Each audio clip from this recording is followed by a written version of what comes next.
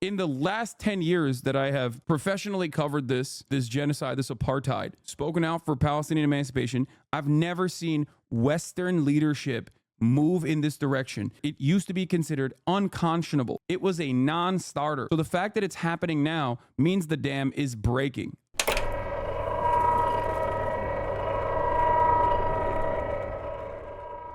So obviously, I'm going to be covering the Israeli hostage situation because 6 hostages were found and they're dead. But there's massive protests happening in Tel Aviv where they're like, dude, what the fuck are you doing? Get this ceasefire done, you piece of shit. Tens of thousands of Israelis demonstrated tonight in Tel Aviv protesting the Netanyahu government steps that delay the Gaza hostage deal. One of the hostages has video blaming Bibi and the Israeli occupying force. Yeah, like shit is completely out of control. Israeli workers will go on a major strike tomorrow. We're going to be talking about that. If the politicians don't do the job, the people will. You know what I mean?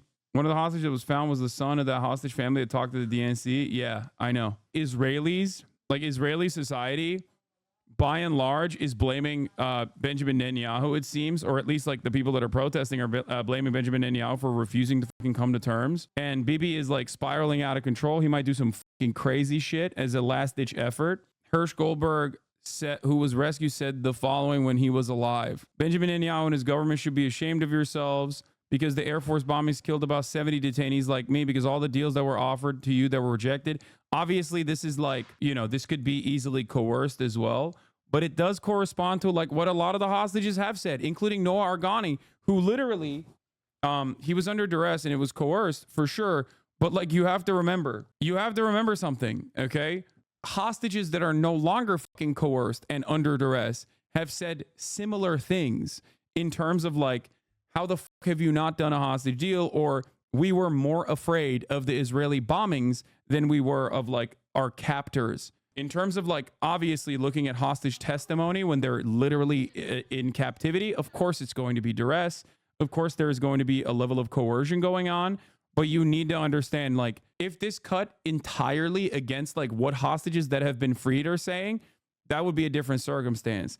But hostages that have been fucking freed have said the exact same shit, and they have no reason to defend the people who held them captive at goddamn gunpoint. And also, the families of the hostages have been treated as, straight up in Israel, have been treated as an afterthought or a nuisance, like people who are spoiling Benjamin Netanyahu's ultimate goal of continuing this fucking genocide. And people who themselves in Israel who want to continue the genocide are still like, fucking do the deal first. What the fuck is wrong with you? Israeli military says it recovered the bodies of 6 hostages from an underground tunnel in Gaza on Saturday. The IDF has identified all 6 bodies, which include Israeli-American Hirsch Goldberg Poland. The Israeli Defense... So Hirsch Goldberg Poland is the Israeli-American whose family members spoke at the fucking DNC. This obviously is more personal for a lot of other people. Defense minister said the hostages were killed just before troops could reach them. According to the initial assessment at our disposal, they were brutally murdered by Hamas terrorists a short while before we reached them.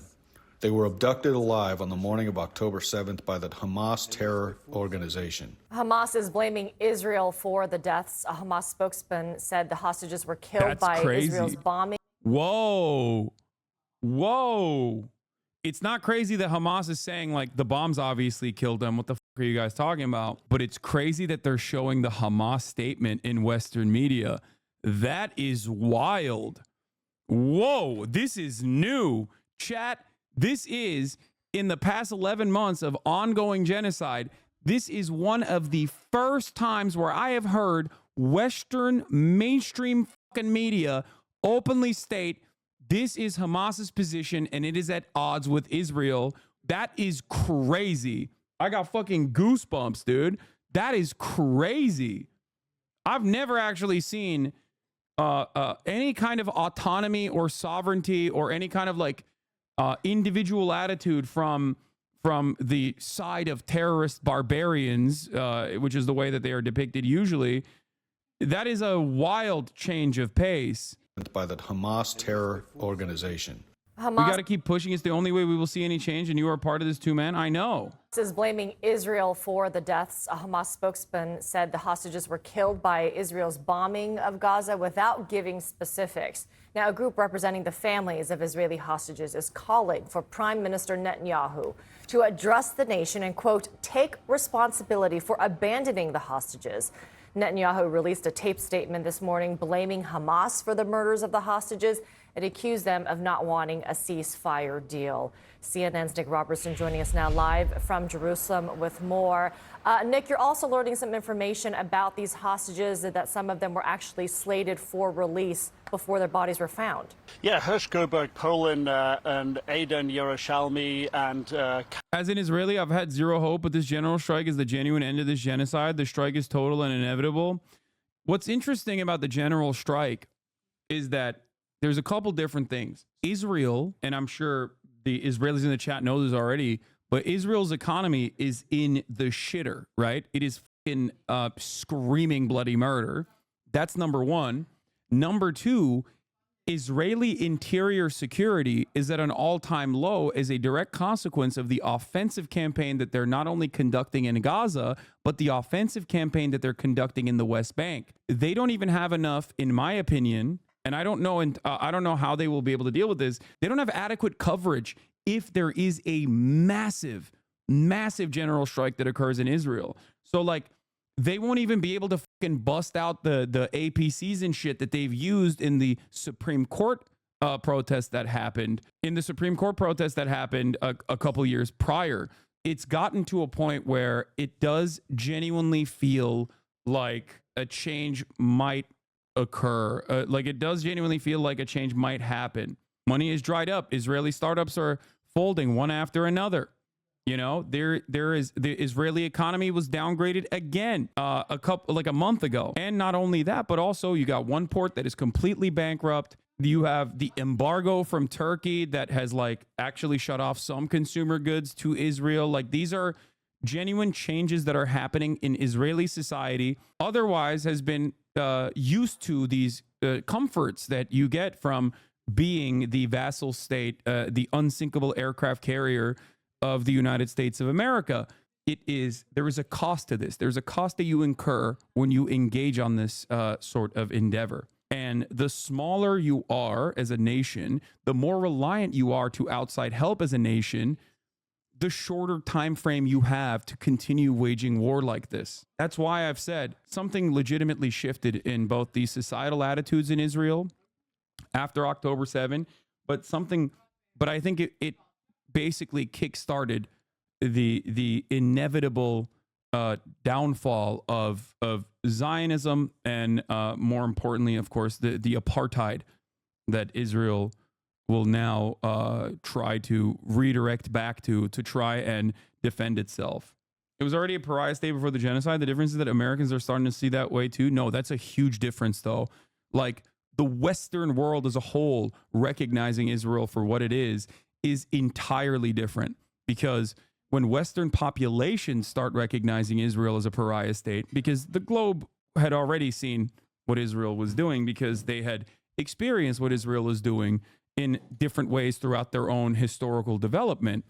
But I'm talking about the Western core, the core countries, the NATO nations, the nations within the European Union, like the Western European nations. Like, once their populations started recognizing this, okay, and this has been happening since 2021, I would say, but especially in the last 10 months, once they started recognizing what the fuck was going on, that creates another pressure point internally in their domestic affairs for a lot of these countries. If the broad majorities of your public recognize that this is completely indecent, this is untenable, and yet you are still portraying a completely false narrative inside of your bubble, that puts you at odds with popular mobilization on the ground.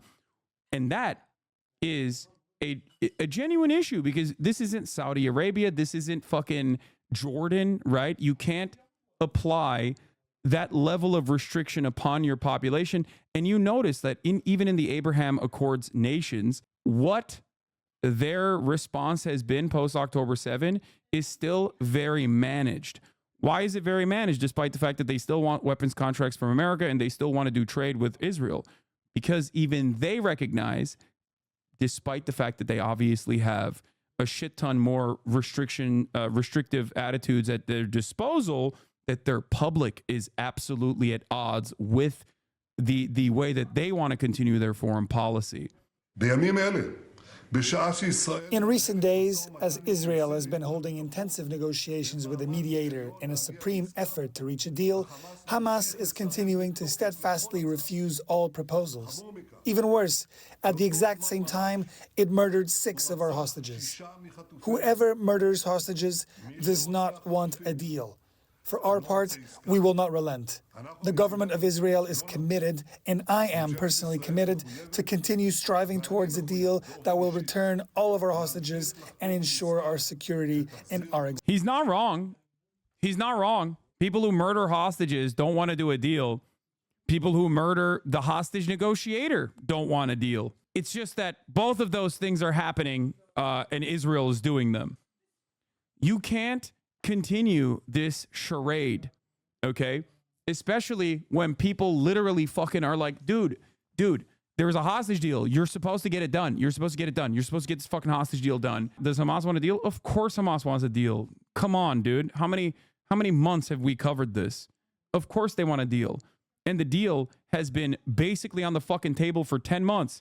Here, listen to Israeli hostage negotiators. We later found out that Hamas had offered on October 9 or 10 the release of all civilian hostages in exchange for the IDF not entering the Strip, but the government rejected the offer. The Israeli government spokesman says war will continue even if all hostages are released. This war has to end with the end of Hamas, Elan Levy told the BBC. There's also internal documents that came out from Dropsite News, which we will cover in a second. Hamas had already accepted the U.S. deal, by the way. Hamas says it accepts Biden's ceasefire deal without new Israeli conditions.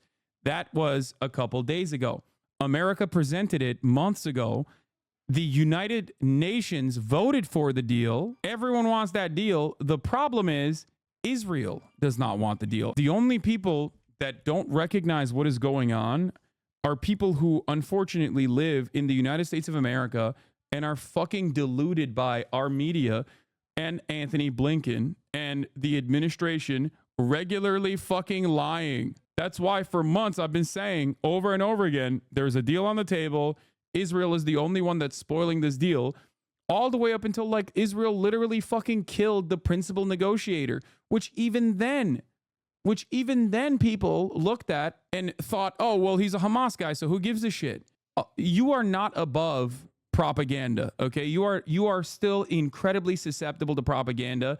It is understandably not something that you pay attention to. You don't have this expectation that mainstream media is going to have a set of biased narratives that they go with that completely go against the reality on the fucking ground. So you rely on mainstream media. It is understandable to rely on mainstream media. I still rely on mainstream media very much so.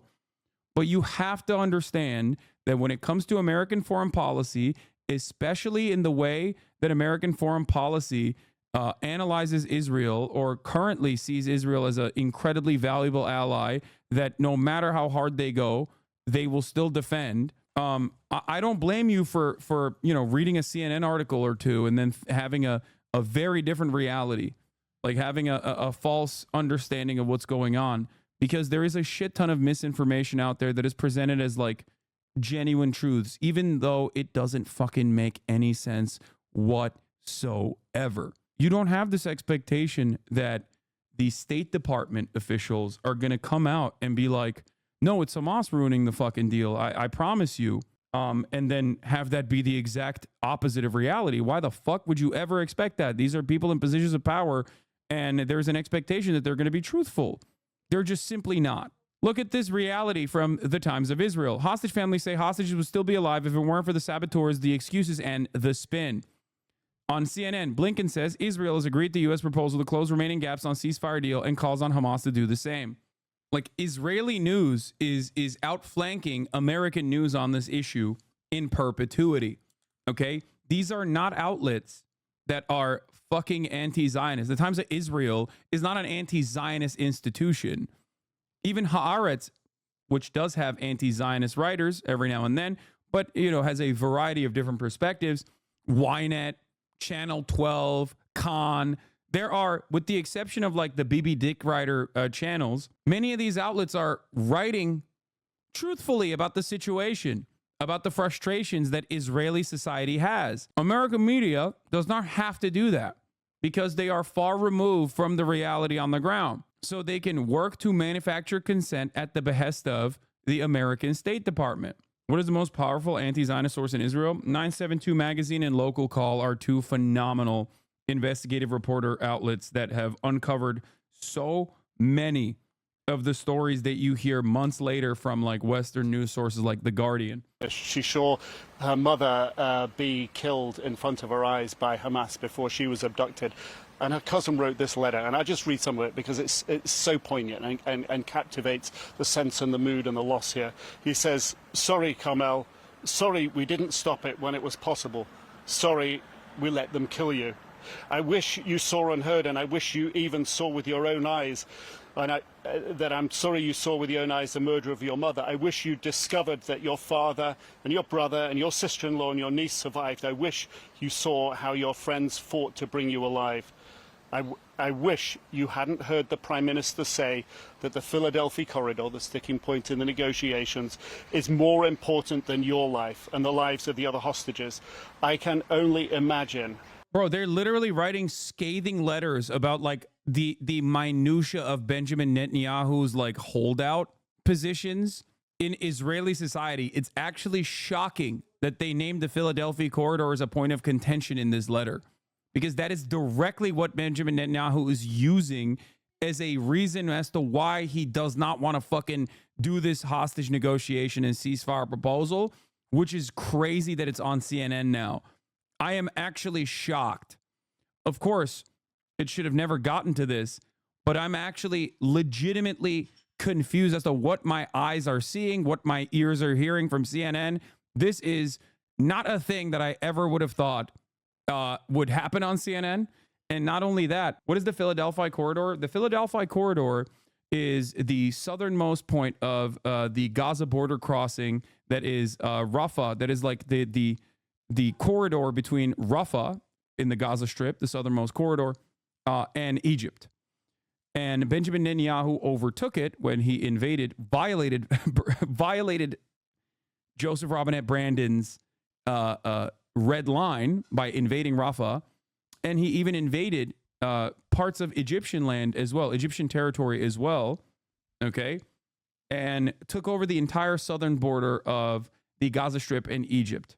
So the reason why the Netzarim corridor and the Philadelphia corridor is a point of contention is because Benjamin Netanyahu is like, we're going to do a ceasefire, okay, a three-phase ceasefire negotiation that the United States of America presented as the Israeli proposal months ago at this point, that the United Nations voted on, that Hamas has agreed to, okay, multiple times at this point, that is identical to the Hamas proposal that was presented all the way back in February, mind you. Benjamin Netanyahu's added additional conditions to that, which is a permanent occupation of the Philadelphia corridor and the Netzarim corridor, which cuts across Gaza and also controls the southern point as well. This is a new point of contention that Benjamin Netanyahu added on as a poison pill to the existing ceasefire proposal that the American leadership has consistently lied and said Israel is actually on board with. In Israel, obviously, Israelis are aware that Benjamin Netanyahu's added this extra position in an effort to poison the actual ceasefire deal. Because, of course, you cannot have a fucking ceasefire and permanent cessation of hostilities without fucking actually removing troops. So the people who are closest to the matter are obviously more privy to the information and more aware of what the fuck is actually going on, as opposed to people in the Western world that are deluded by mainstream media into thinking that the situation is very different and it's actually Hamas that's playing the role of the spoiler here. Israel's plans to stay in Gaza. Following are some revealing quotes from a column by Netanyahu's mouthpiece, Amit Segal. The prime minister is not telling the truth. The truth is this: as far as Netanyahu is concerned, Israel plans to stay in Gaza for the next generation. We are now returning to another old experiment conducted between 1967 and 2005, military bases between Gaza and Rafah. This is exactly the presence Netanyahu means when he talks about Israeli military control and civilian control of other parties. That's why a 2-lane freeway is currently being paved on the Philadelphia axis. And that's why entire divisions are located where Rafia Yam, Netzarim, Eli Sinai, Nisanit, and Dugat, Israeli dismantled Gaza settlements, once were.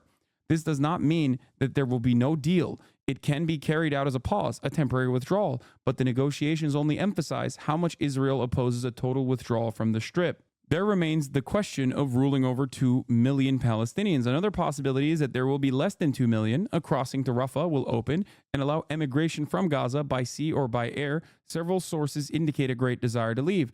Rest assured, Gush Katif will not return.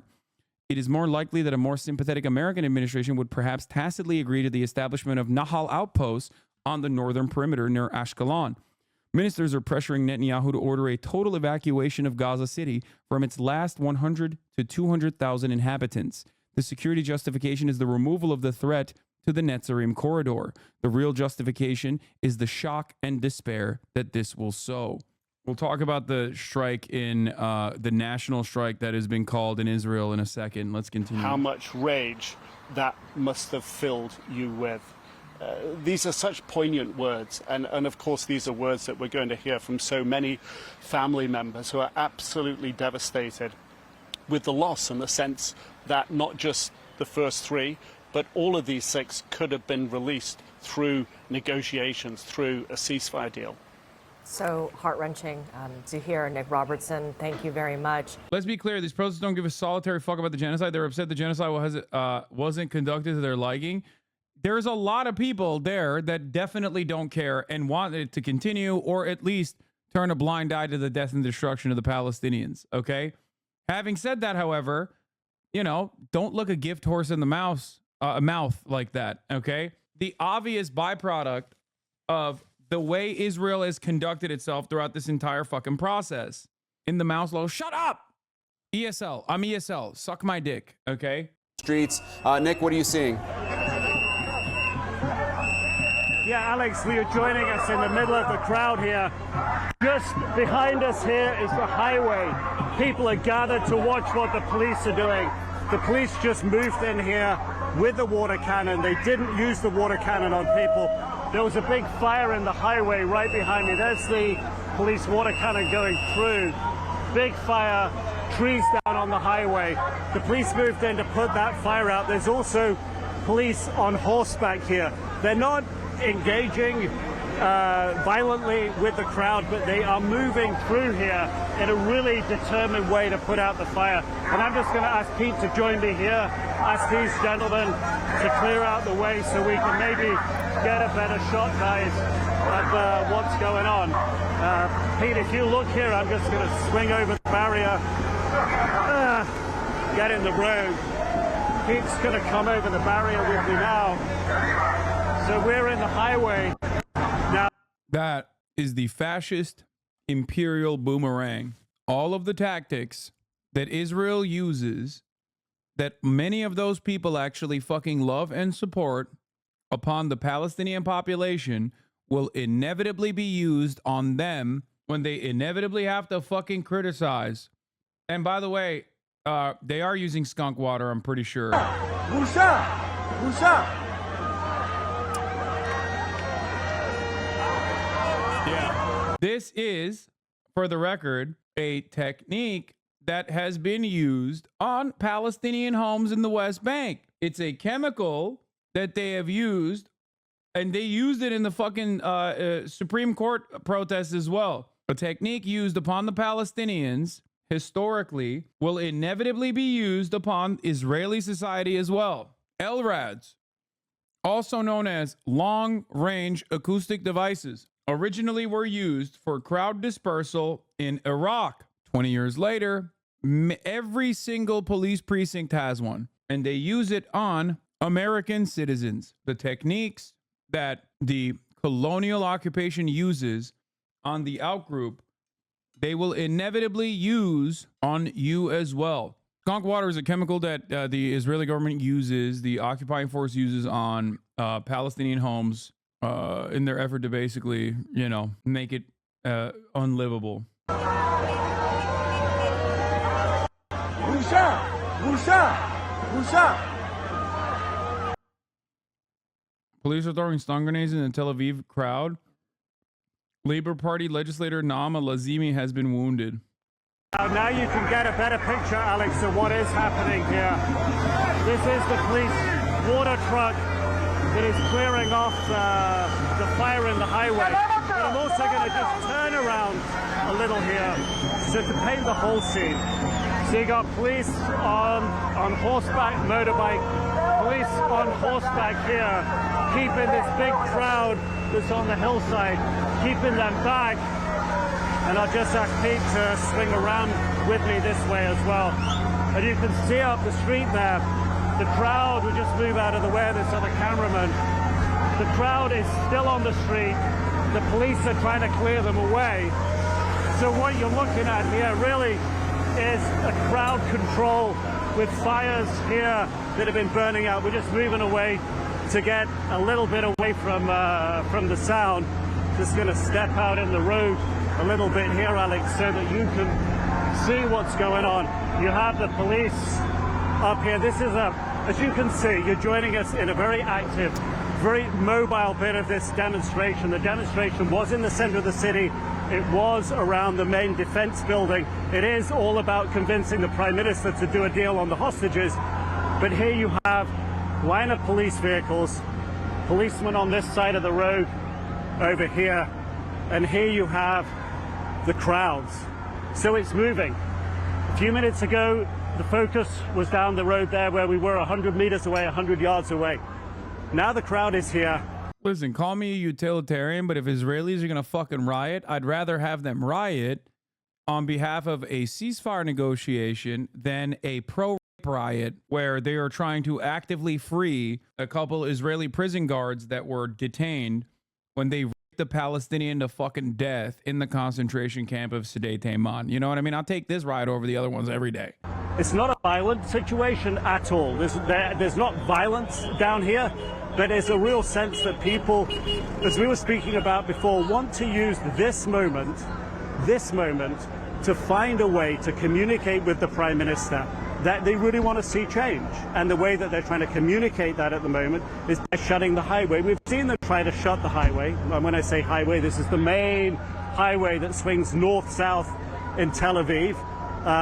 The road's clear, but there's no traffic on it at the moment, so it's not really open. So the crowd is trying to make it clear, trying to make their protests clear, and trying to get themselves heard by the Prime Minister, Alex. Nick, these scenes are certainly something that Hamas would like to see, these deep divisions among the Israeli government and the Israeli people. But this anger from the Israelis towards Netanyahu has been... Bro, are you Benjamin Netanyahu? You're in America, man. You are not, like, why are you representing? Like, that's a crazy fucking statement from Jake fucking Tapper. It's like, dog, you are in America. You're an American citizen. Do your fucking job and cover the news. You literally are angling it. Like, this is what you're going to hear from Benjamin Netanyahu tomorrow. Like, why are you giving him talking points today? What the fuck? He's literally just like repeating what Benjamin Netanyahu is going to say tomorrow, what his supporters are saying right now. Wow, these protesters are really giving Hamas everything that they want. You're insane. American media is insane, bro. That's insane. Are you Benjamin Netanyahu? Why are you saying that? Been on full display for months. We've all been in those protests, but as you were saying, Nick, this may be the biggest series of protests that we have seen yet, coming on the heels of this horrific news of these 6 hostages who were killed. What are the people out there telling you in terms of why they believe that their prime minister has not agreed to a deal or not done enough to reach a deal that would bring the hostages home? This is akin to being like, these protesters are anti-Semitic. I'm losing my mind, dude. Yeah, all protesters are Hamas, even the Israeli ones. Yeah, they must be funded by Iran. People here believe that the Prime Minister is looking out for his own political career and future, because if the war ends, if there's a deal and the war ends, he could find himself out of job as Prime Minister. If there was an election, he probably, or his coalition probably wouldn't be re-elected. And if he was no longer Prime Minister, then it would face a number of criminal charges that are stacked up against him and pending. He can't be charged, and those cases can't go forward while he's prime minister. So people believe that he is holding on, not just as he says, because he thinks this is the best way to defeat Hamas, but because it's his own political career that's at stake. Those are the charges that many people believe and level against the prime minister. And certainly Yahya Sinwar of Hamas absolutely studies the political situation in Israel. He spent many years learning Hebrew while he was in jail, studying how the politics here works, looking at where divisions are, and is trying to exploit those divisions. He sees the potential to create discord. He sees the moments where he can try to use the people of Israel's pressure on the prime minister. This is a Hamas tactic. It appears that by killing these hostages, he is trying to do that. You know, if you will, in the vernacular, the card that he has played here, or the capital he has spent down on his bank balance, if you will, of hostages that he has still alive in reserve, is to send not just a... Dude, that's awesome. Like, that's kind of crazy. Like, CNN, bro, they should have conducted a separate investigation, not with like whatever the fucking channels were that were like the newspapers that were like writing, that had like the paid scheme to be like pro Netanyahu. That's the ongoing court case that might land him in jail, by the way. Part of the reason why he wants to continue the genocide. They should have looked into CNN, bro. Walla. Okay, thank you. Yeah, they should have fucking looked at like what he did to CNN, because oh my God, them's got CNN moving like Fox News, bro. This is crazy, dude. What the fuck? I shit you not. This is something Israeli media would never say. America is the really giga grand evil supreme lord. Holy fuck. Imagine looking at a crowd of Israeli citizens who are like, bro, our friends are fucking dying. We need them out. Okay. After 11 months, and going, these guys are doing the bidding behind me of Yahya Sinwar, who's a brilliant mastermind, who understands Israeli society and learned Hebrew in Israeli prison. And they're all working in his stead to dismantle the Israeli government. It's like, that's insane. Like, you are not a journalist, dude. Channel 14 literally was saying that 3 hours ago. I mean, of course, but that's like, dude, that's like Israeli Fox News, right? Of course, Israeli Fox News is going to say that. But CNN is not supposed to be Israeli Fox News. It's fucking Israel. It's not even America. You are that fucking tuned in. You are that primed on like defending Israel that you are literally running defense for Benjamin Netanyahu at a time when there is obviously popular mobilization against him. Like, taking a position on defending Israel is one thing. Taking a position on Israeli domestic affairs in the most right-wing slant you possibly can is entirely different. That's crazy. I'm sure this guy was saying protesting the Iraq war is giving aid and comfort to Al-Qaeda back in 2003, so it rolls off his tongue. I mean, sure, but that is crazy. Guys, the summarization of the things that unfolded right in front of our eyes is basically the CNN commentator saying, these Israelis who are protesting Benjamin Netanyahu are Hamas and are doing Hamas's bidding. That is crazy. One speed on these guys, man. Fucking hell. That's awesome. Political signal that is not going to negotiate, but to try to undermine the position of the prime minister here by actions that he knows will bring people out on the streets here. He knows there's dissatisfaction. He knows that 2/3 of Israelis want to see a peace deal and get the hostages freed, and he is using any means possible to exploit it. That's what he does, and that's one of the things that we're seeing manifested here. But rest assured and understand that people in Israel are acting from their own feelings and their own passions and their own anger with the prime minister, that he is not following through on the job that he was voted to do in their opinion. In a new election, he would not be prime minister. That's what they believe. Nick, it does appear that the news of these 6 deaths, these 6 hostages, has sparked something bigger in terms of protests than we've seen in recent months. And it resonates with so many people here because it exemplifies everything that they feared was going to happen. The fact that the prime minister, they believe, was digging in too hard and being intransigent on his side of the negotiations with Hamas. Hamas, it appears. As you guys know, Palestinians control the media. Palestinians control Israeli media. Palestinians control every every sector in Israeli society, and there they are, using their unique machinations once again. The puppet masters, the strings in the hands of Yahya Sinwar. It is so crazy. It will never not be insane to me that like the arguments are damn near identical to what like Nazis literally said about Jewish people. It's so wild. They don't say cabal. They don't say cabal. That's the one thing that they don't say. The Palestinian cabal. Executing 6 hostages, young people who were at the Nova Music Festival for the most part. And that's really caught people's sense here of just everything that could possibly go wrong during the negotiations appears to have happened here. And that's why they're on the streets here tonight. Since you were last down here with us on the highway, the main highway runs north-south through Tel Aviv, people have lit another fire here. This is still a peaceful protest. The police are way off down the street on horseback. They got a water cannon truck there to put out fires. But people here are singing. The placards again. Well, again, I get why you do this for America if you're an American reporter. When the American government or the American police departments like have water cannons that they're objectively not using to put out fires, but to like, you know, fuck up protesters. You're an international diplomatic editor. Why are you running cover for a foreign nation that is currently at odds with its civilian population? Like, that makes no sense to me at all, bro. You're not in the pocket of the government. Why the fuck are you covering it? Like, why are you literally defending right-wing Israeli government and the way that they are dealing with protesters who themselves are not like entirely sold on the idea that like Israel's doing a genocide? As a matter of fact, there's a hostage group that came out and straight up said like, let's dispel this lie that Israel's doing a genocide.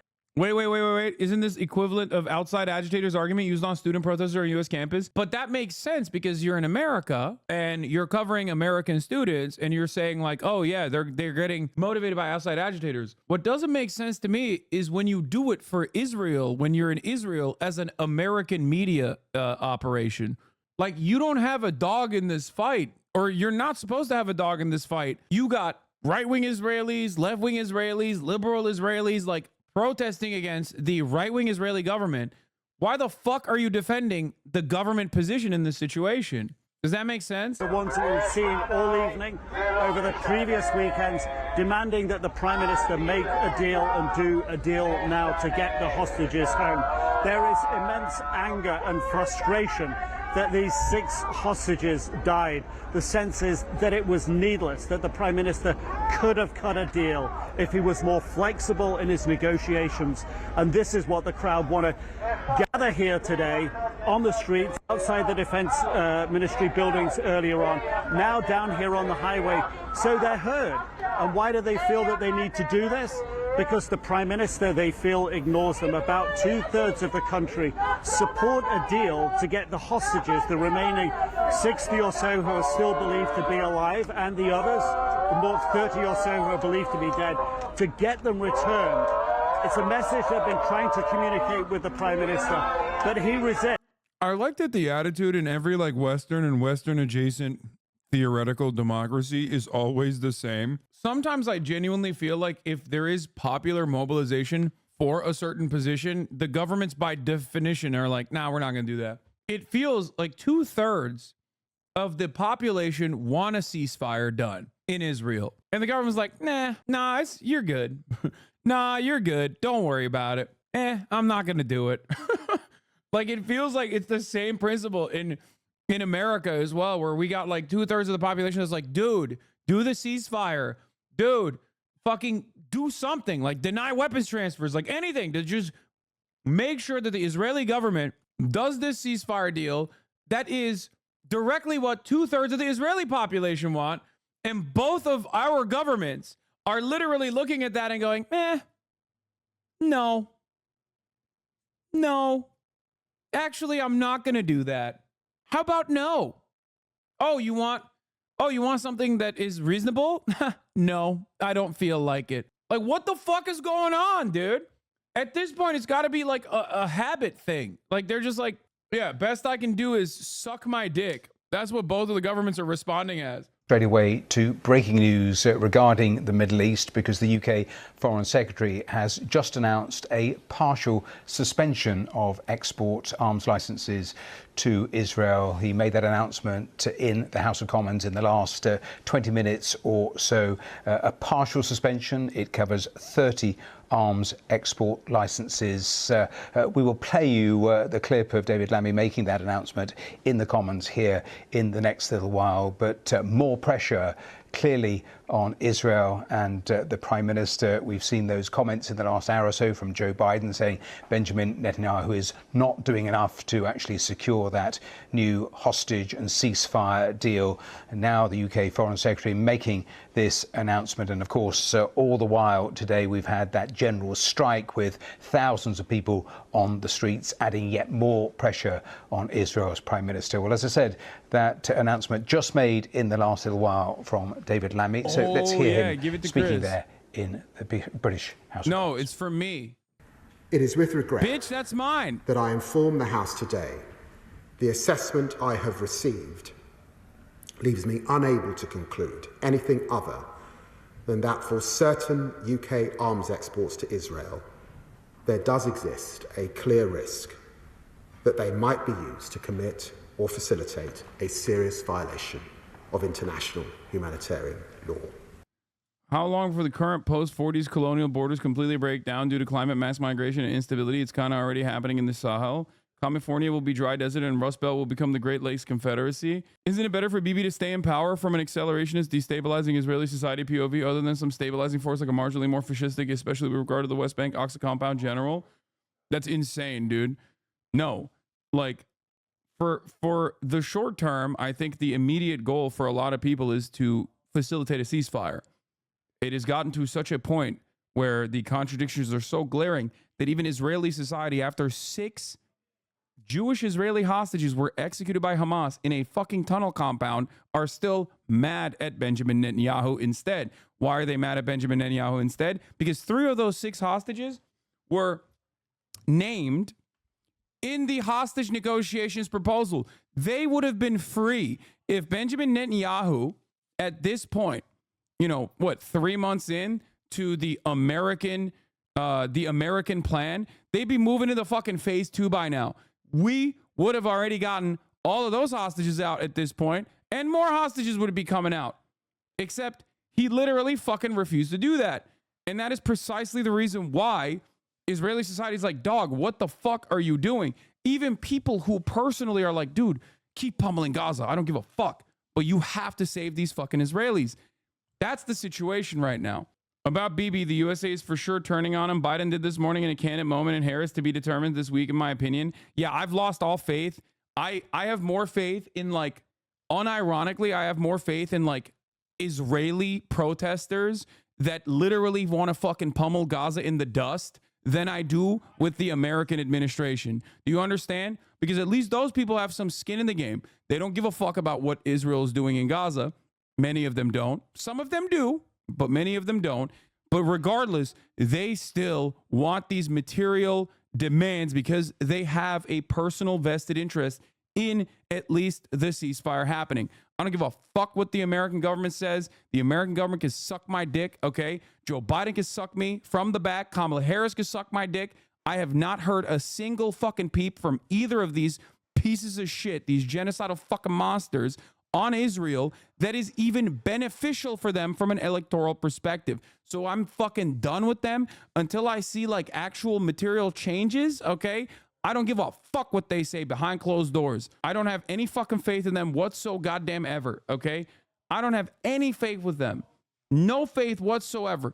They've shown zero proof that they are actually invested in facilitating a ceasefire. They have all the fucking cards. They hold all the cards to ensure that this happens, and yet they have not moved in that direction even a little bit.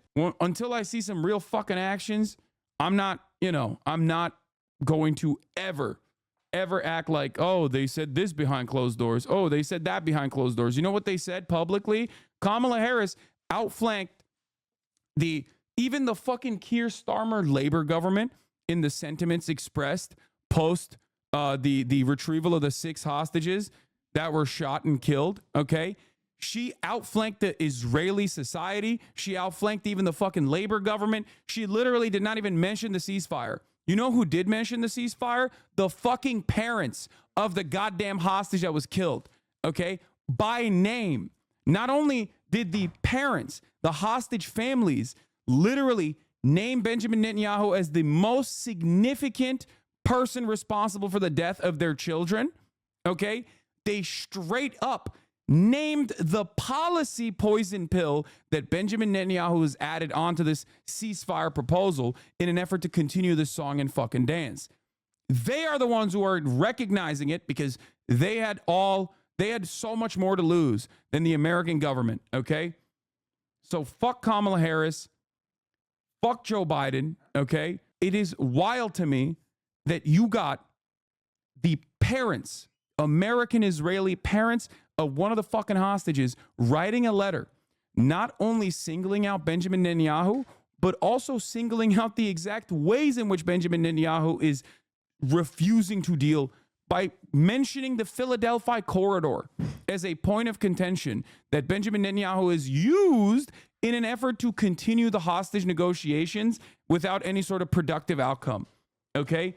When they're doing that and the American government is outflanking them and saying, this is on Hamas only, Hamas only, Hamas only, we will end Hamas militarily, a goal that is unachievable, a goal that is so unachievable that Israeli generals have recognized that it is unachievable. I don't care.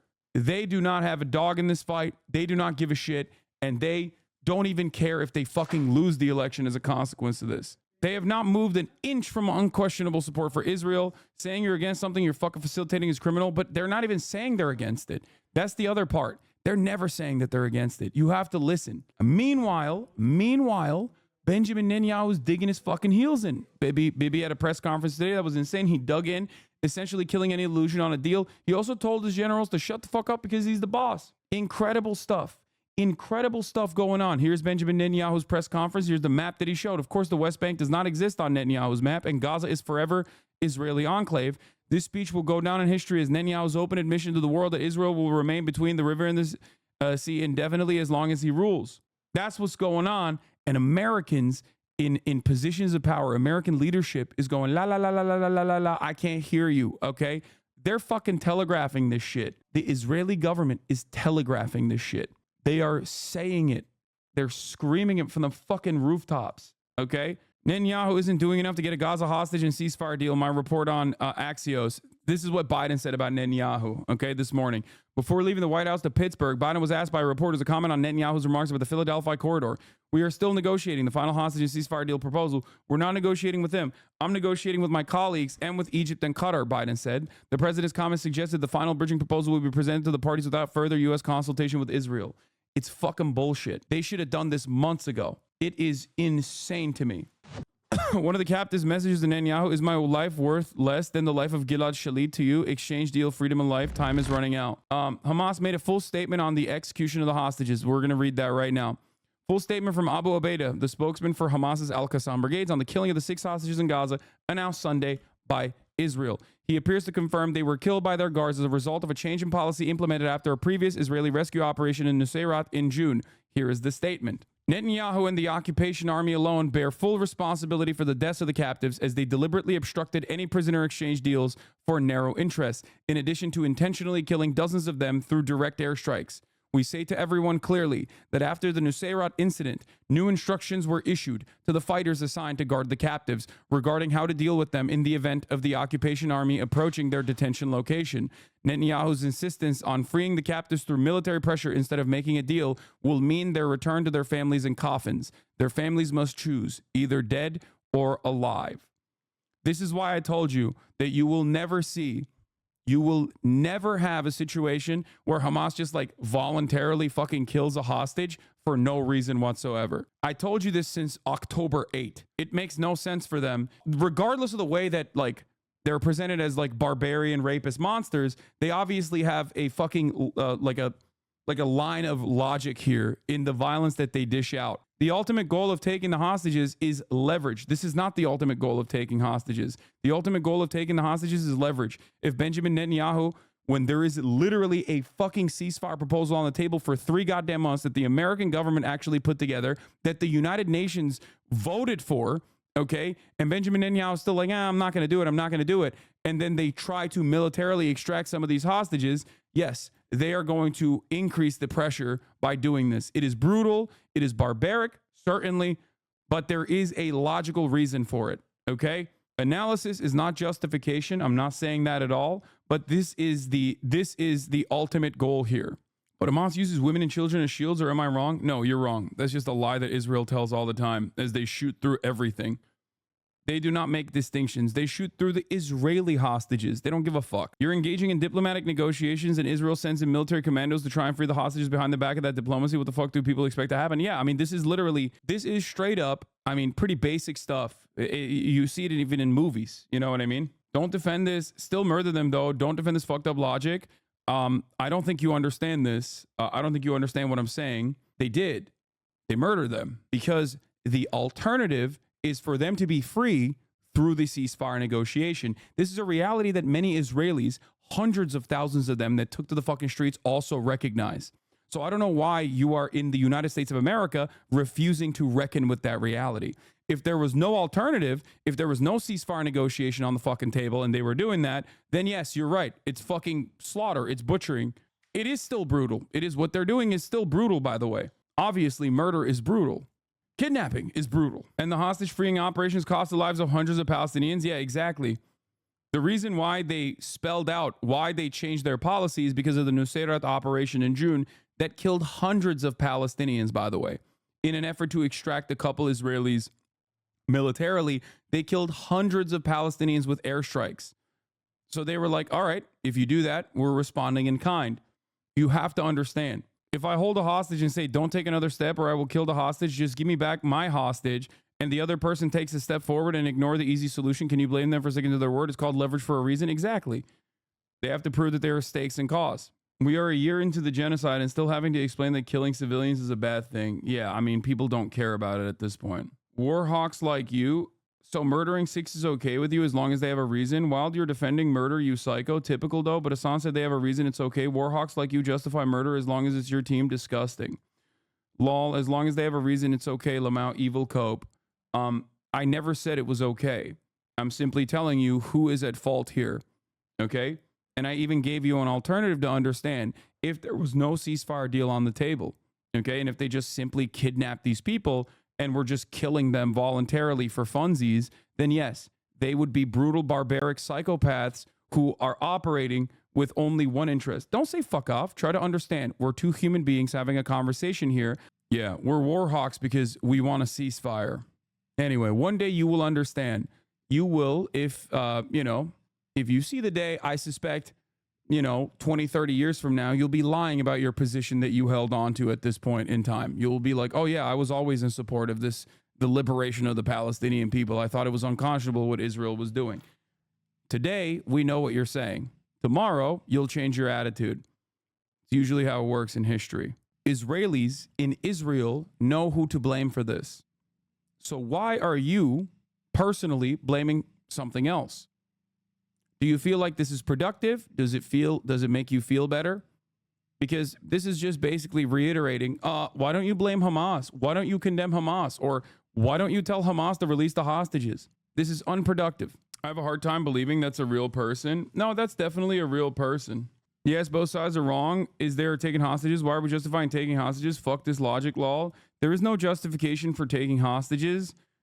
But if you think that it's like Hamas taking hostages on their own for no fucking particular reason, then you're completely oblivious to the 76-year occupation and apartheid that has taken place and the 10,000 hostages that are Palestinian in Israeli prisons right now under permanent detention, 99% conviction rate in military tribunals, completely ridiculous.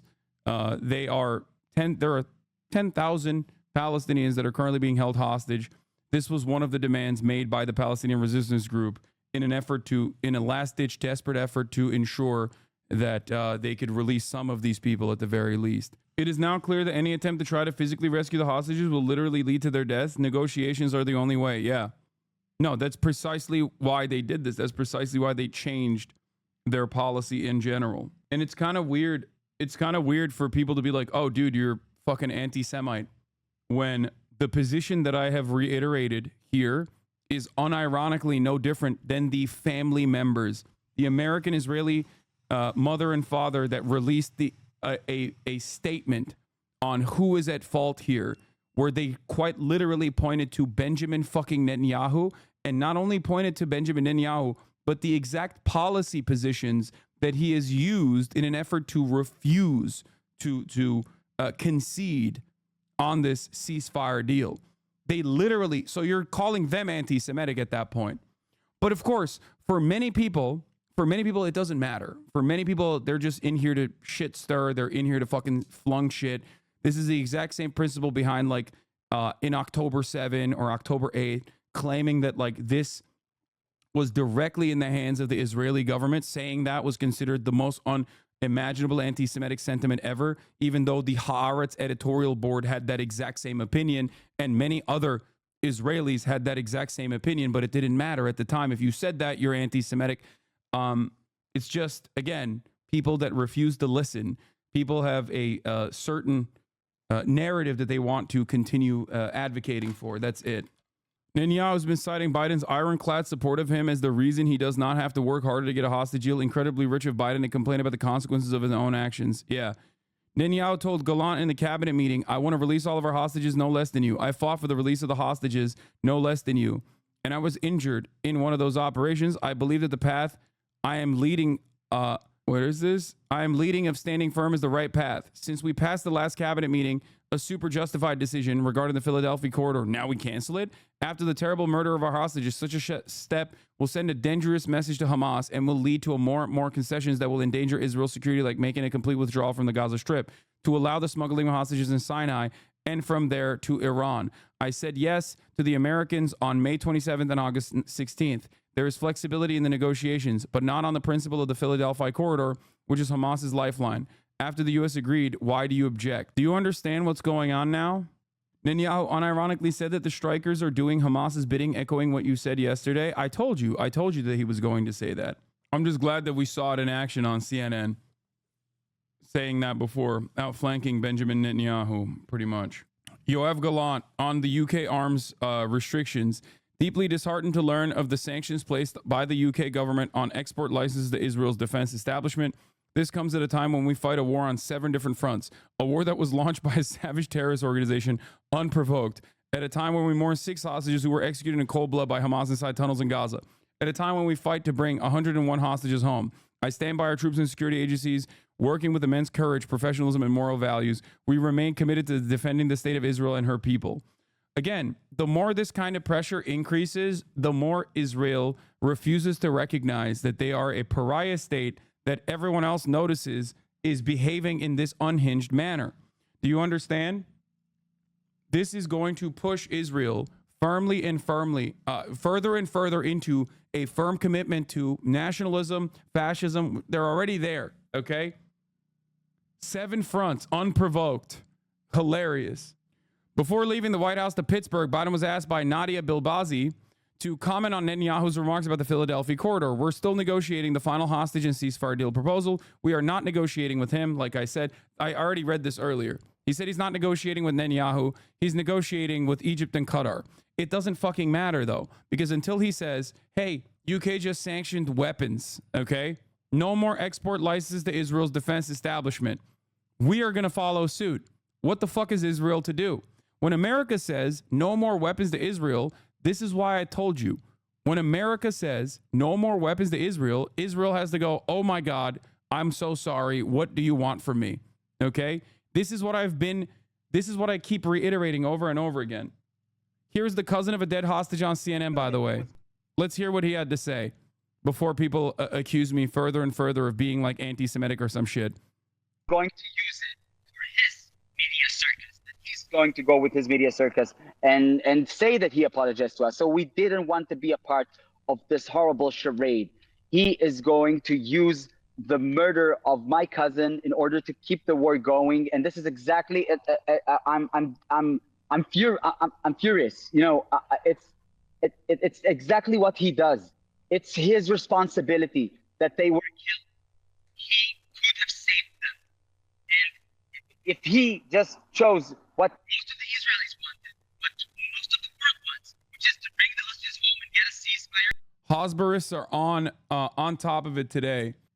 Kalman would have been home, and now it's his fault that she's dead, and now he's using her death to make more and more hostages die in captivity. This is exactly what's gonna happen. And Hamas is a terror organization. We blame him for the killing, the execution of the hostages, of course. But on the other side, I want to see a nation that believes in life, and not another politician who believes that he can use death as a weapon, and the death of civilian hostages as a What is going on today? Whoa. A lot of people are getting banned before I can even read their fucking insane commentary. Hold on, chatters. Israel should follow suit and kill all the Palestinian hostages. I agree with Hasanabi. There should be consequences. How are there supposed to be? Tens of thousands seems like a good start. Well, Israel has already killed tens of thousands of people in its offensive genocide. 40,000 to be exact. It seems like you forgot about that number. Now you're talking about the 10,000 people that are currently detained in Israeli facilities. They are killing them. They're raping them to death. And then the Israeli society, in certain instances, is actually celebrating that achievement as though it's actually something that is permissible. And not only that, but also they made one of the fucking main rapists a television personality after it came out that he was one of the main rapists. So, you know, they're already doing that. Anyway, let's continue. Did you see Hamas said they're going to release a video of the 6 hostages' last message, at least according to J-Post? Yesterday, a senior Hamas official, Khalil al-Hayya, said that Hamas had lost contact more than 3 months ago with the people guarding dual U.S.-Israel citizen Hersh Goldberg, Poland, and 4 other captives after intense Israeli bombing. Al-Qassam brigades had announced that publicly on social media channels on May 13th. Al-Qaeda told Al Jazeera yesterday, since that day, nothing has been known about his life. Full statement from Abu Ubaidah. We already read the full statement. The video is out already. One of the hostage videos is this one, I think. This might be the older video, though. I think this might potentially be the older video that they posted about.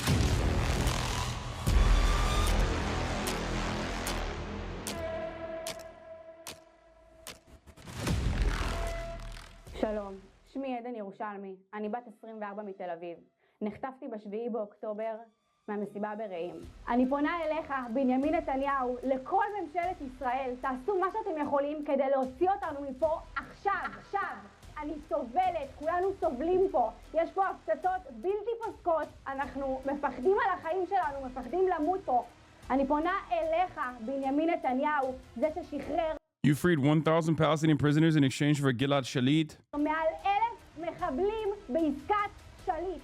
כרגע דורשים פחות מרבע על כל אחד. Now they're asking for less than a quarter of that number for each one of us. I am not able to comprehend. Am I worth less? I'm an Israeli citizen who had fulfilled and continues to fulfill my obligations to my country. Why am I still here until now? I ask all the people of Israel to take to the streets and demonstrate. Shout on our behalf what we cannot shout. We are all suffering and we want to go back to our homes and families. Everything that happened to us is because of the failure of the state of Israel and its security forces on October 7th. She said 1,000 terrorists, not 1,000 Palestinians. A message to my family that I love. I miss you, father, mother, sister, Shani, and May. I love and miss you all so much. The same deal, freedom and life, military pressure, death and failure.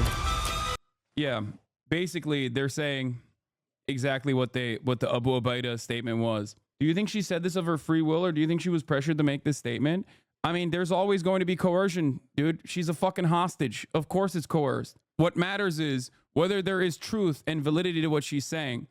One aspect of it that a chatter said was Benjamin Netanyahu freed 1,000 Palestinian prisoners in exchange for Gilad Shalit. Turns out She actually didn't say 1,000 Palestinian prisoners. She said 1,000 Palestinian terrorists.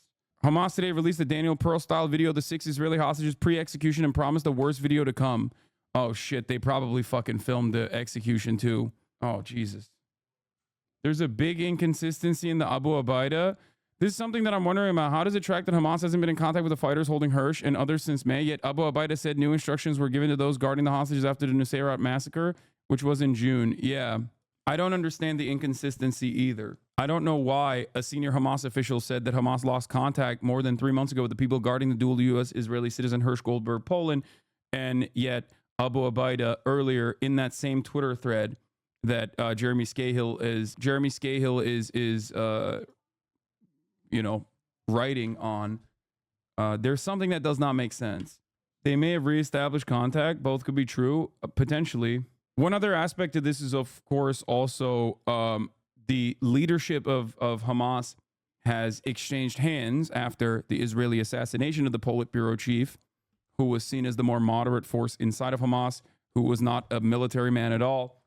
Of course, into Yahya Sinwar, who is, of course, the head of the military. And therefore, they could have changed tactics in a more brutal fashion as a consequence of that as well. A lack of coordination between Hamas in Gaza and Hamas abroad, possibly. Yeah. Shalom. שמי עדן ירושלמי. אני We בת watched this 20 part. מתל אביב. קוראים לי אורי דנינו. אני בן 25 מירושלים. שמי אלמוג סרוסי. בן 27 מרעננה. שמי דורבנוב אלכסנדר. בן 32 מאשקלון. שמי כרמל גת. בת 39 מבארי. My name is Hirsch Goldberg, Poland. I was born in Berkeley, California, and I currently live in Jerusalem, Israel.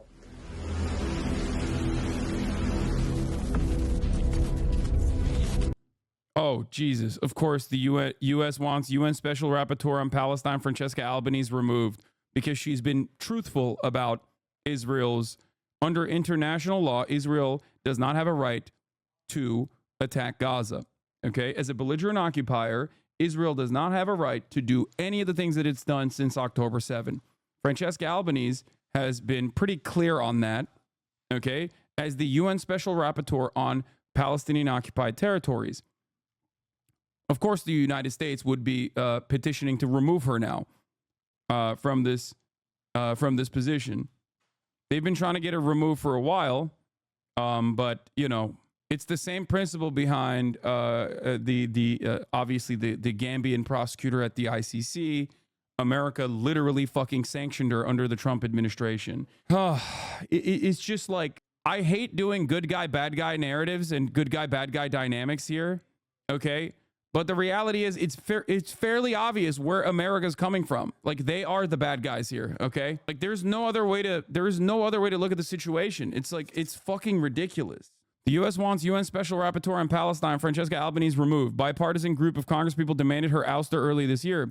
Last month, the U.S. ambassador to the UN said Albanese is not fit for any UN post. I asked Albanese about this, her response.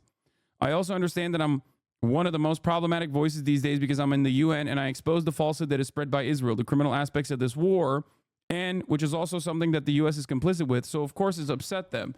There is always someone who's suffering more than me, which is the Palestinians. I can bear the brunt of the criticism from powerful states who are providing the means to enact the genocide. That was a couple days ago. Anyone who is like consistent on this, anyone who says the truth on this, immediately they're cast aside. They're called anti-Semitic, a narrative that does not work any longer, for the record, which is, for the short term, not the worst thing, but for the long term will lead to dire consequences in general, because I do suspect that there is like a lot of underlying anti-Semitism that exists in Western society. And I do think that all of this like cynical anti-Semitism deflections and anti-Semitism shields that have been deployed in an effort to defend Israel and connect Israel's violent, bloodthirsty actions to Judaism will cause a shit ton of anti-Semitism to fester and grow in Western society. It is truly, truly terrifying. Okay. The UK only suspended 30 exports out of 350, but it's still it's still a significant choice. Okay. You want to know why it's important? Because your protests are obviously working. Even the fact that they have to act in this direction Even the fact that they have to act in this direction implies that they are hearing you and they're moving in a direction that they've never fucking moved in, okay? This is huge. If you think that this is nothing, I don't know what to tell you, okay? Because this was never a question. In the last 10 years that I have professionally covered this, this genocide, this apartheid, spoken out for Palestinian emancipation, I've never seen Western leadership move in this direction. It used to be considered unconscionable, okay? It was a non-starter. So the fact that it's happening now means the dam is breaking, okay? I have informed my Right Honourable friend, the Business and Trade Secretary, and he is therefore today announcing the suspension of around 30 from a total of approximately 350 to Israel as required under the Export Controls Act. These include equipment that we assess is for use in the current conflict in Gaza, such as important components which go into military aircraft, including fighter aircraft, helicopters and drones, as well as items which facilitate ground targeting. And for transparency, this government is publishing a summary of our assessment. Meanwhile, while we're having this conversation, it seems protesters are swarming Benjamin Netanyahu's house. Benjamin Netanyahu earlier at a press conference we're going to get to, and then I'll move into the obvious, current updates. Reaction to the demonstrations across Israel. What is your reaction? You predicted it. You said if they kill them, they'll record it to put pressure and make it a spectacle. Exactly. They'll take ownership over it. Okay? They'll take ownership over it. They will not just like kill the Israeli hostages for fun after completing an unimaginably difficult fucking military operation that caught the entire world by surprise, including even the Palestinians. Bad move, PR disaster. You're demonstrably wrong if you think that this was a bad move and a PR disaster. Do you think the fucking Palestinian resistance groups personally think there's any more PR? There's never been PR in this situation. It's like saying October 7 was bad PR. Brother, they've been getting fucking slaughtered. They've been existing under a goddamn apartheid for 76 fucking years. And there has been an ongoing genocide beyond that for the past 11 months. The fuck do you mean PR? Do you think that they give a fuck about the optics of the situation? And not only that, but also in some respects, it has literally caused Israeli society to finally fucking take action with popular mobilization against Benjamin Netanyahu for his refusal to literally fucking come to the table with the ceasefire agreement that is in place. Israel kills hostage today after torturing him. Just so you know, this won't make broader news. Israeli forces return body of Palestinian man an hour after his arrest. Israeli forces arrested Ayman Abed, a 58-year-old Palestinian from the occupied West Bank, and returned his body to his family an hour later. Doctors said he died as a result of beatings and torture. That's a daily existence. That's a daily occurrence, by the way, almost, where they'll just forcibly fucking arrest someone, detain them, beat the shit out of them, torture them. Some of them die, and then they just return the body. I've never seen this quick of a fucking turnaround on a process like this. I suspect that it was done in pure anger as a consequence of the 6 hostages that were killed. So there you go. Yeah, they kidnap. Sorry, it's not an arrest. It is not an arrest. It's a kidnapping. Do you think the U.S. has had enough of Benjamin Netanyahu not obeying? No, I don't. I hope I'm wrong, but I don't. He was sleeping on his roof beforehand with his family. That won't even make a blip.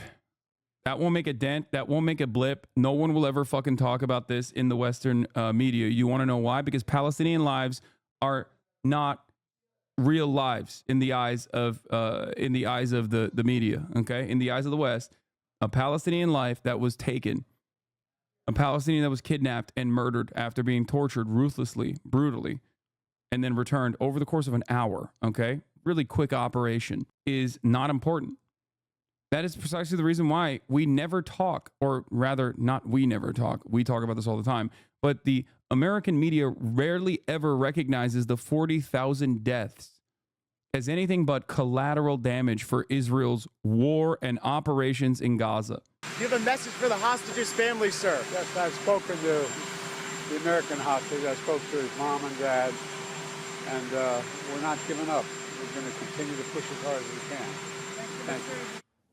I speak to our White House correspondent, Kimberly Halkett. So Joe Biden, Kimberly, couldn't have been clearer. He doesn't think Netanyahu's doing enough. What do we anticipate from this meeting? Yeah, well, in the absence of what the U.S. president sees as a lack of effort by the Israeli Prime Minister Benjamin Netanyahu, the U.S. leaders, the U.S. President Joe Biden, along with his Vice President Kamala Harris, and their negotiating team are working in the White House right now, trying to really put the fine details on what is being called a take it or leave it type proposal, when this has been negotiated between the United States, Qatar, and also Egypt, one that will really try to push the Israeli Prime Minister over the finish line to close a deal with Hamas to bring those Israeli captives back to Israel in exchange for Palestinian prisoners in Israeli jails. So what we know is this is really going to be an effort to work along the highest levels of government in a diplomatic push to really get him to try and close this deal. Now, Kimberly, how important is it for Biden and Harris to control the narrative and to reach something that resembles a conclusion to all of this ahead of the November election there? Well, for Kamala Harris, this is critical because this is really becoming an attack line for her political opponents, Republican and former President Donald Trump. You've got to remember that Kamala Harris, as vice president, is tied to what the American public perceives to be the foreign policy blunders of Joe Biden. Already, he's being blamed and has been attached to sort of a... Yeah, this is a massive I told you so moment. I hate to do this, but I mean, this is literally what I said was going to happen.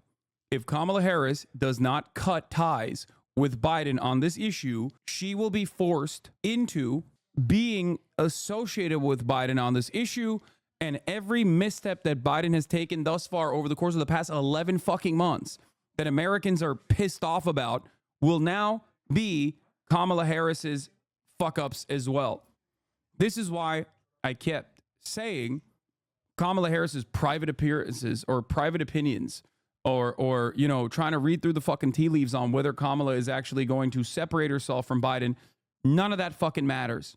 Just like I was right when I said Kamala Harris needs to be the person, Joe Biden needs to drop out. Just like I said that Tim Walz would be a good fucking pick, a solid pick that would be very popular and would create momentum. Just like I said that leaving Israel on the table, leaving Israel on the fucking table is an actual massive fucking L. Okay? It will have electoral consequences because Israel has not done anything differently so far. And why should they? Because the craven U.S. politicians have given Benjamin Netanyahu everything it wants. So if you're teaching them the lesson that, like, we will stand by you no matter what, we will stand by you no matter what happens, why should Benjamin Netanyahu change course? A stain from the chaotic Afghan withdrawal, of which she has tried to distance herself. So if this is also perceived to be a failure on the part of the president, and the fact that Kamala Harris has invested herself in trying to reach a ceasefire deal with and push for that with the Israeli prime minister, she is also going to be blamed for that. So she's working hard, but the bottom line is even as they've tried to campaign in Pennsylvania, this crisis is certainly something that's going to overshadow that campaign appearance. All right, Kimberly, many thanks for that. Kimberly Halkett at the White House. Now let's talk about Benjamin Netanyahu asking for forgiveness over hostage killings as he warns about Hamas will pay a very heavy price. I am asking for your forgiveness that we did not manage to bring them back still alive. We were close, but we didn't achieve it. And I would also like to once again repeat this evening, Israel will not stand silently doing nothing facing this massacre. Hamas will pay a very heavy price for that in the war against the axis of evil. And in this specific war against Hamas, and also in the north, we have set 4 goals: to eradicate Hamas, to bring back all of our hostages, to make sure that Gaza no longer poses a threat over Israel, and to allow the people of Israel living in the north return home safely. 3 of these goals go through one place, and that is the Philadelphia corridor. It is the conduit of oxygen and armament for Hamas. And I would like to devote several minutes in order to explain the meaning of the Philadelphia corridor. What is it? What is its significance for Israel's security? What is its significance and importance in guaranteeing that we won't face another October 7th and another October 7th and another October 7th, just as Hamas promised that it would do? So first of all, I'd like to show you what we had over the years until we pulled out of there. This is the state of Israel. This is Egypt, and you can see the Gaza Strip here. The distance from Tel Aviv isn't that big, from Beersheba and from the area surrounding the border. Of course, there's hardly any distance, but we had an international border going from the sea all the way down to Eilat. This was Israel's international border. If you could blow it up a bit. So if we see this now, as we zoom in, you can see that throughout these borders, the maritime border is under our control, but the land, the ground border isn't under our control. Ashkelon, Sderot, the Kibbutzim, the Kerem Shalom passage, and here you have the Rafah crossing and the Philadelphia corridor, all of them under our control. And this is what happened when we pulled out of Gaza. This is what happened. The borders remained in our hands. They tried breaking through the maritime border. Remember the Marmara and some other events and flotillas, but we... Yeah, that was a humanitarian aid ship that you fucking destroyed. Mavi Marmara is what he's talking about. It was a Turkish humanitarian aid ship that they fucking sent commandos into and killed everyone on, and then fucking lied and said they had weapons, and they only showed like a bunch of fucking kitchen knives. Weathered them all. So nothing could come wherever we were in control of the borders. But once we pulled out of the Philadelphia corridor. See, this is the border between the Gaza Strip and Egypt. And once we pulled out of there, there was no obstacle left from a massive infusion of weapons and means of warfare and machines for manufacturing weapons and machines for digging tunnels, all of that under the auspices of Iran, with the funding of Iran. So all of these things that you see here came into Gaza. So Gaza became this huge threat over Israel because there was no barrier here. There was nothing stopping this. This is what happened.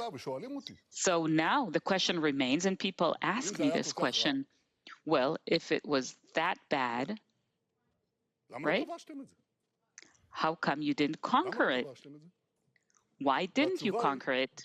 And the answer is that we constantly tried to harm, to attack, of course, immediately after the disengagement, this armament, and of course, even more so under the time when Morsi was in regime, in power, but also with Mubarak as well. But we fought them. And there were a series of wars or campaigns. I led 3 of these campaigns: Pillar of Defense, Guardian of the Walls, and Protective Edge. We fought it. And this, of course,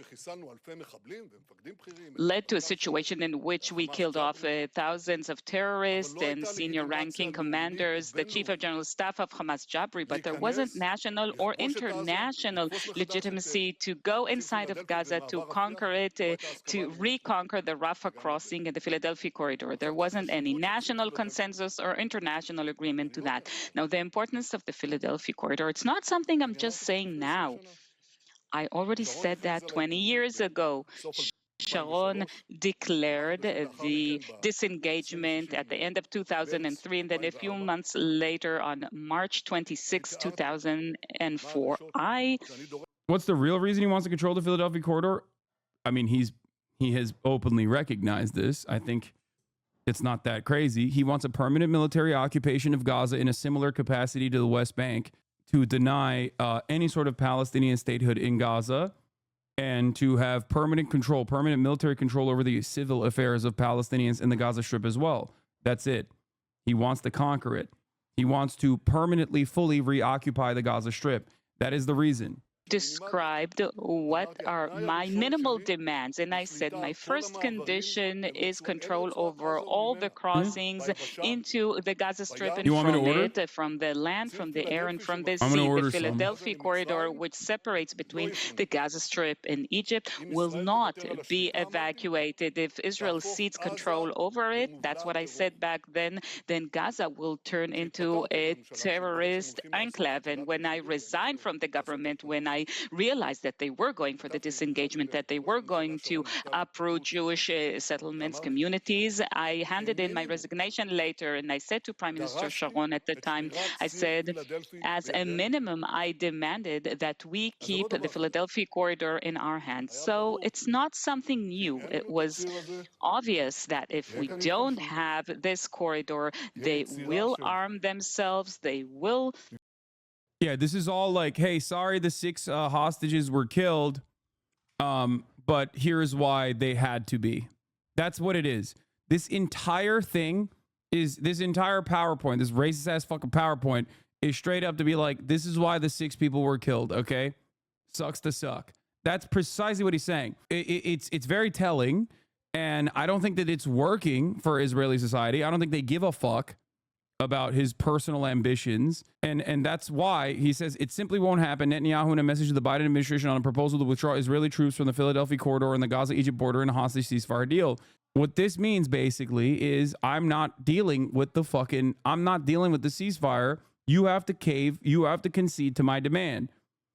The problem is there is a party there on the other side that literally is saying, no, we're not going to fucking understandably allow a permanent military occupation. That is not a ceasefire at all. By the way, of course, his own defense minister is urging the security cabinet to reverse the decision to keep IDF on the Philadelphia corridor, says hostages must be brought home. Yoav Gallant, who is the other war criminal named by the ICC for a warrant out for his arrest by the ICC prosecutors, is literally at odds with Benjamin Netanyahu. Other prominent military officials within the Israeli occupying forces have come out over the course of many months at this point and have said there is no military solution to Hamas. There is no permanent military occupation. We cannot maintain a permanent military occupation. This is ludicrous. This is insane. That is what they keep saying. Israeli Minister of Defense Gallant at the cabinet meeting on Sunday. The hostages have no time. We got proof of that yesterday. Continuing to impose constraints such as the decision on the Philadelphia corridor will result in us not meeting the goals of the war. The fact that we prioritize the Philadelphia corridor at the cost of the lives of the hostages is a serious moral disgrace. Minister Ron Derman at the cabinet meeting, it would be a grave mistake to change the decision from Thursday regarding the Philadelphia corridor. To even talk about it will be a disaster that will incentivize murder. We should exert a very heavy price from Hamas for murdering the hostages. That will make it clear to them that it must not happen again. Except you have done that, dumbass.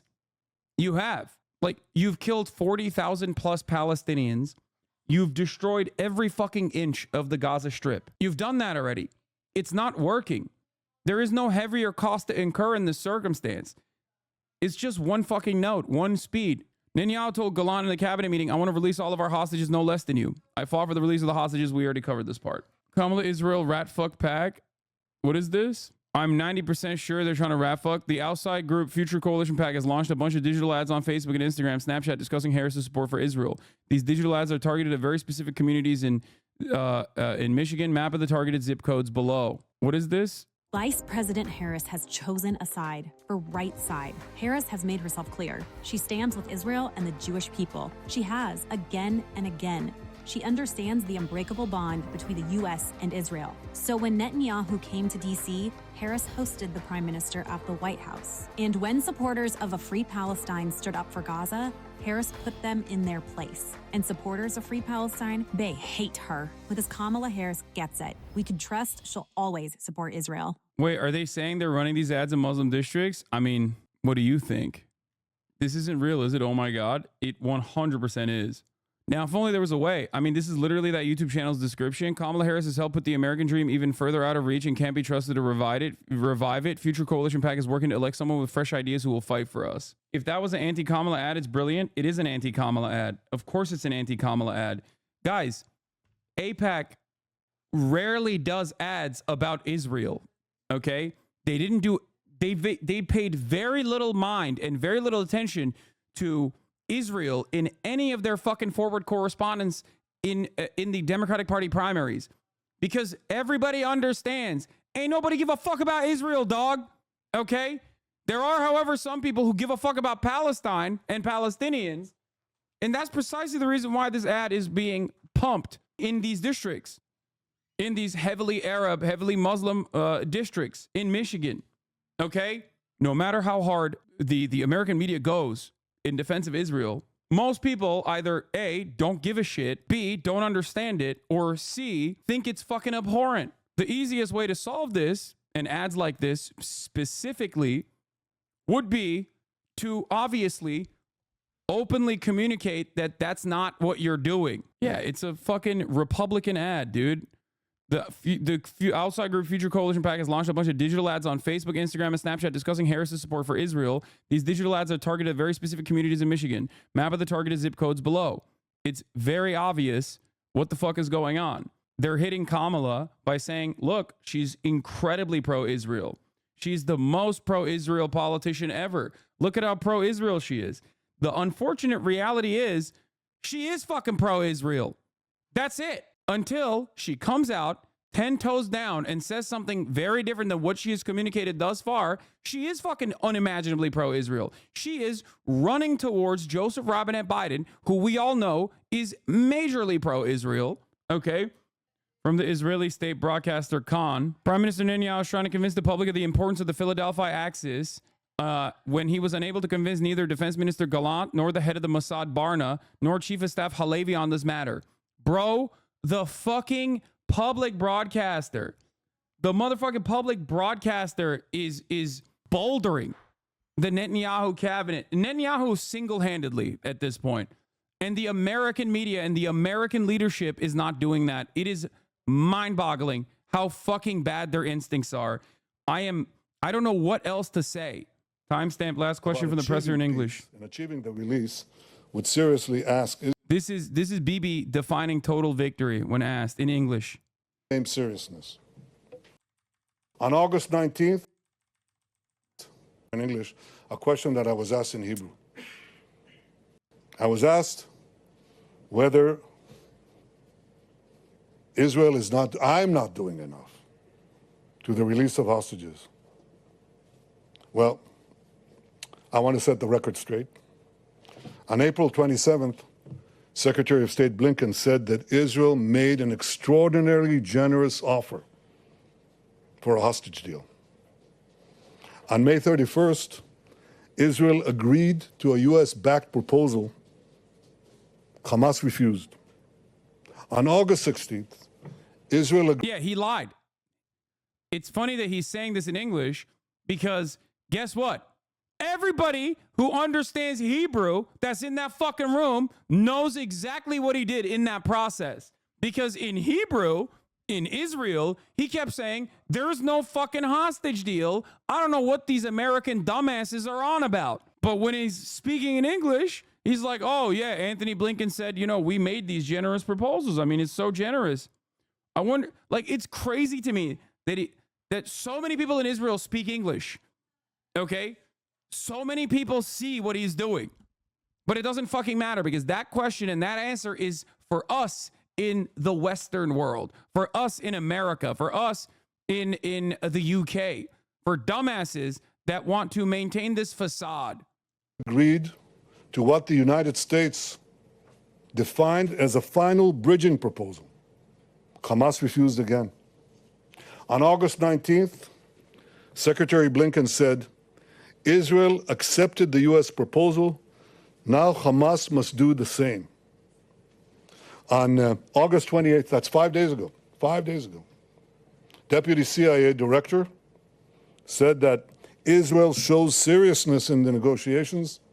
Now Hamas must show the same seriousness. I want to ask you something. What has changed in the last 5 days? What has changed? One thing. These murderers executed 6 of our hostages. They shot them in the back of the head. That's what's changed. And now after this, we're asked to show seriousness? Is crazy because, like, again, this is for the Western world. This does not fucking work in Israel any longer. This conversation that took place a couple hours ago in English is one thing, but what's going on right now in Israel is an entirely separate thing. So do not be duped. Here it is. The Prime Minister's official residence, Lirat Shavit in Jerusalem. Determined protesters break through the police barricades to get to Netanyahu's residence. Do not be fooled by Western media charlatans as to what the fuck is actually going on. Israeli society is not oblivious to what the fuck is going on. They might hate Hamas, they might hate Palestinians, but they also fucking understandably recognize that there is one person who is at odds with even his own war cabinet in terms of his own personal military goals and his own selfish agenda. I thought you said they want Palestinians raped, so he's lying about Israel agreeing to the deal. You know what's really funny? Because those two things, they're probably not the same people, number one. And also, those two things are not at odds. That's what I keep repeating. There are people in Israel right now who personally do not give a fuck about what Israel has done in Gaza. Many, okay, according to polls. 2/3, however, of Israeli society also simultaneously want their fucking hostages back. They want a ceasefire. They want the war to end. These people are not fucking protesting because they're like, oh, it's unconscionable that you've killed 40,000 Palestinians. They're protesting because these guys are fucking barbaric and they're going to murder our people. We know they're rapists and bloodthirsty, but they've offered a fucking olive branch in this situation to allow our Israeli friends and family members to escape. And you're not taking it. That's their mentality. There are, of course, a lot of people in Israeli society now, more people than ever before, that are legitimately saying they want a ceasefire and they do care about the Palestinians and whatnot. That number has definitely grown in Israeli society over the course of the past couple of months. Having said that, the broadest majorities are obviously still very much in favor of what Netanyahu has done in Gaza. Okay? Having said that, however, they still fucking want a ceasefire. They're like, we know they're murderers. Why the fuck won't you deal with them with the negotiations process? Do you not understand? Stop saying all 12 people. There are obviously more than that now.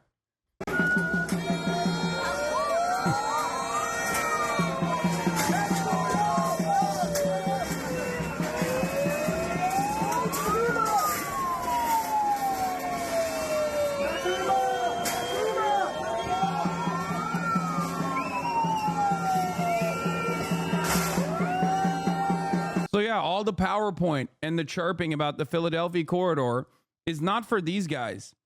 Okay? You know who it's for? It's for the segments of Israeli society that did not participate in the mass mobilization that took place earlier today. It is for the Bibis. It is for the Likudniks. It is for the Itamar Ben-Gvir, the Jewish Power Party supporters. It is for the settlers. Because there are still a shit ton of those guys in Israel who also are like, yeah, fuck the hostages. I don't give a fuck. Yeah, kill them all. There are still plenty of people, and those numbers are growing every day, that fundamentally support what Benjamin Netanyahu is doing.